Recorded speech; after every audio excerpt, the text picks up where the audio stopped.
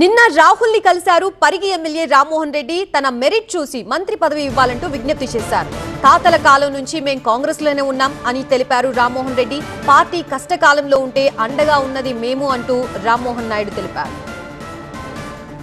మెరిట్లో ఉన్నానని చెప్పి నేను భావిస్తున్నా. ఎందుకంటే కాంగ్రెస్ పార్టీలో మా తాత, మా నాయన, నేను, నా కొడుకు కూడా PCC member doctor Rithik Reddy garu. మేమందరం కూడా కాంగ్రెస్ పార్టీ భావజాలంతో 4 తరాల నుంచి కాంగ్రెస్ పార్టీలో ఉన్నాం. కాబట్టి కష్టకాలంలో పార్టీ ఉన్నప్పుడు మేము కాంగ్రెస్ పార్టీలో ఉన్నాం. 2014లో నేను ఏకైక ఎమ్మెల్యే, రంగారెడ్డి జిల్లా నుంచి ఏకైక ఎమ్మెల్యే కాంగ్రెస్ పార్టీలో ఉన్నా. నాతో పాటు గెలిచిన ఎమ్మెల్యేలు వేరే పార్టీలకు పోయి మంత్రులు అయినారు, వేరే పార్టీలకు పోయి పెద్ద పెద్ద పదవులు తీసుకున్నారు. తప్పకుండా ఆయన నాతో డిస్కషన్ చేసిన దాని ప్రకారం నాకు విశ్వాసం ఉంది.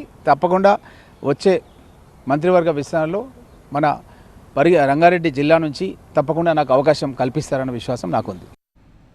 రాహుల్ తో భేటీ తర్వాత కేబినెట్ భేటీలో తనకి బెర్త్ దక్కడం ఖాయమన్న విశ్వాసం వ్యక్తం చేశారు రామ్మోహన్ రెడ్డి.